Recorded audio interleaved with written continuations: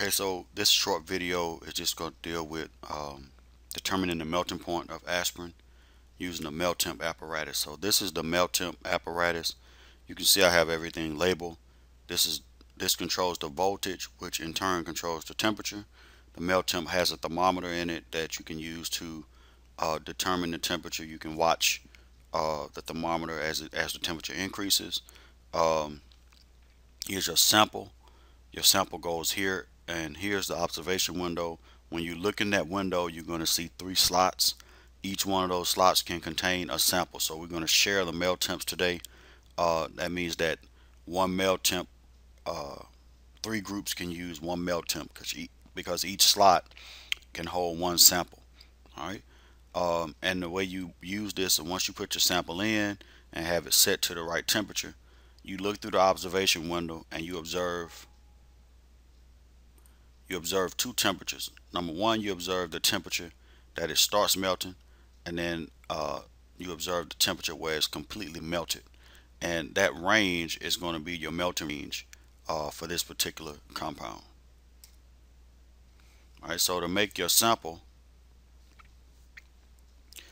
you take the capillary tube, the open end, and you just kind of put it down into the sample and twist it a little bit to get some sample in the tip, and then you turn it over, and the closed end is here. Alright, and then you just tap it on the bench top, and you keep tapping it until the sample goes to the bottom. You only need about 1 centimeter of material. It's very simple, but if you have problems with this tomorrow, I'll help you with it. Alright, when you use a melt temp, you want the temperature to increase at about 3 to 4 degrees per minute. And so the setting that you're going to use is 4.5, and I'll show you why. You can see on the graph the time is on the x-axis and temperature is on the y-axis. So you want your temperature to increase at 3 to 4 degrees Celsius per minute. So let's think about this in terms of time. So let's say after 10 minutes, if it's at 3 degrees per minute, then it should be at 30 degrees Celsius. So the setting that would accommodate for that is somewhere between 4 and 5. So we're going to set the melt temp at 4.5, and then you just monitor the temperature and then monitor your sample to see when it melts.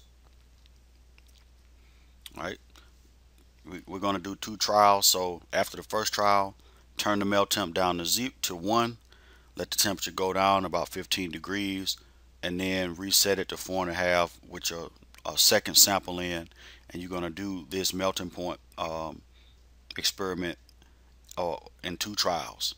Right, and you need to know the melting point for pure aspirin. So before you come to lab tomorrow, look the melting point up for pure aspirin.